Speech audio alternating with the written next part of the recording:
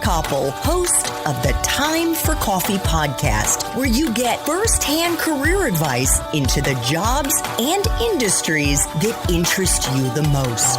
And before we start today's show, I have a quick favor to ask you. If you haven't already, I'd be incredibly grateful if you give us a rating and a review on iTunes. And if you're like me, you need to do it now because you'll forget later and because it's the best way to help others who may be in search of career advice to find this free resource. So press pause if you haven't done it and do it right now. I'll wait. Thanks so much and enjoy today's show. Hey there, Java Junkies. Welcome to another K-Cup mini episode of Time for Coffee. By the way, K-Cups come in 3 sizes, single, double, and triple shots, or roughly 1 minute, 5 minutes, or 10 minutes in length. So if you don't have time to throw back an entire caffeinated career conversation, these K-Cup mini episodes of T4C can give you a quick caffeinated fix, whether you're on the go or you only have a few minutes to binge. So grab your mug and take a chug, because it's time for a caffeinated career double shot K-Cup with my guest, Stephen Liu. Could you share a time in your professional life when you struggled? Maybe you even failed at something. And the most important part here is how you persevered, how you were able to push through to the other side, and if there was a lesson that you learned in the process. That's a great question, and that's one of my favorite questions to answer. As we talked about earlier, I got selected to the Engineering Leadership Development Program, or ELDP for short, 3 years into the company.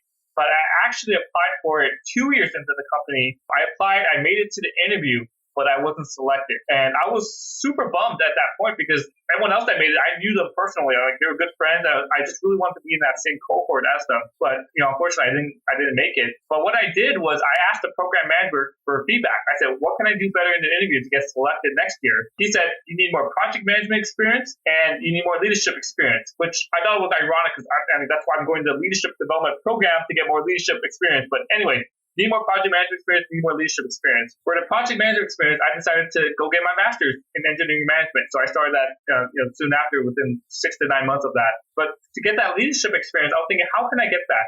I'm an entry-level employee engineer. I report to my lead who's been in the same team for 25 years. He knows everything about it. I can't just go in and become the lead.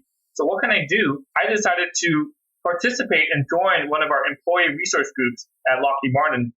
So we have these different employee resource groups that are called ERGs for short, for all these different minority groups. So there's one for women, there's one for African American, for Hispanic, for LGBT. So I joined the one called PAN, or Professional Asian American Network. So I went to the first, the whatever monthly meeting they had, said, hey, I want to take on a leadership position here. So I became the mentoring and professional development chair. This was in mid to late 2016, 2 years into the company. So as part of that role, I organized speed mentoring events. I organized lunch and learn. I organized guest speakers to come and they present. If we have a lunch and learn or guest speaker, they talk about their topic. But if I'm doing a speed mentoring event, I have to go find mentors. I have to go reach out to executives and directors and say, hey, we need your help in supporting this speed mentoring event.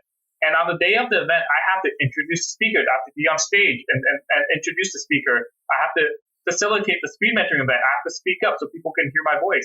So that really helped me start building up that confidence in myself, start building up those public speaking skills, and then which motivated me to do my 52-week challenge. If I didn't have that confidence in myself to put myself on the internet or on LinkedIn, I wouldn't have started my 52-week challenge.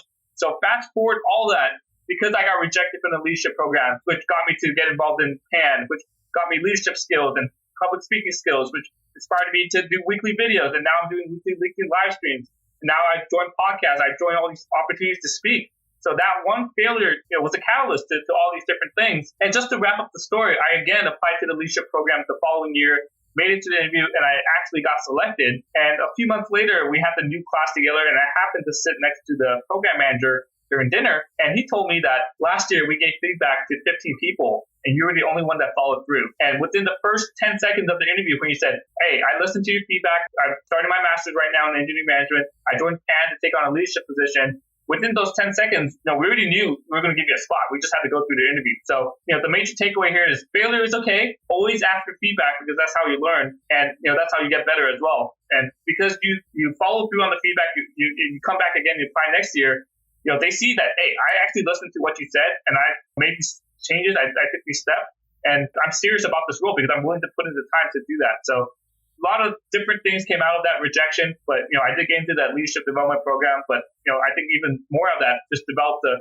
confidence in myself, developed the public speaking skills, and just being able to be consistent with my weekly videos on LinkedIn. So this is why this is one of my favorite questions to answer. My failure, but, it was actually a blessing in disguise, and I'm actually glad I got rejected that one year. I love that story so much, Stephen, and it really resonates with me because after I had worked as a journalist for 20 years and the last 14 of them at CNN, they didn't renew my contract. And initially it was humiliating and embarrassing because they leaked it to the press and I couldn't even leave with my head held high. They just kind of kicked me to the curb. But the truth is, it was such a gift. I am so unbelievably grateful that they didn't renew my contract because the truth was, even though it hurt my ego, I had actually been unhappy at CNN for the prior 3.5 years because my son had been born and I never saw him. I was working all the time, but I didn't have the headspace or the courage to leave. I did not have the courage to quit. So it took them not renewing my contract for me to then leave. And guess what? I then had the headspace to think about, well, what else would I want to do? And that's a whole nother story. So thank you so much for sharing that. It is like the quintessential example of how something that seems awful actually has a massive silver lining and ends up being much better for you in the longer run. Thanks for tuning in to this K-Cup mini episode of Time for Coffee. If you want to listen to our entire caffeinated career conversation, please check out the show notes for this episode. Thanks so much for listening to this latest episode of T4C.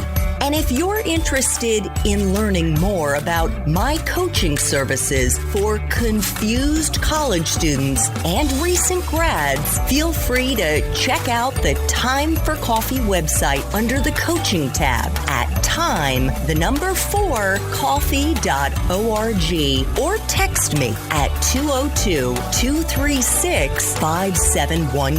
That's 202-236-5712.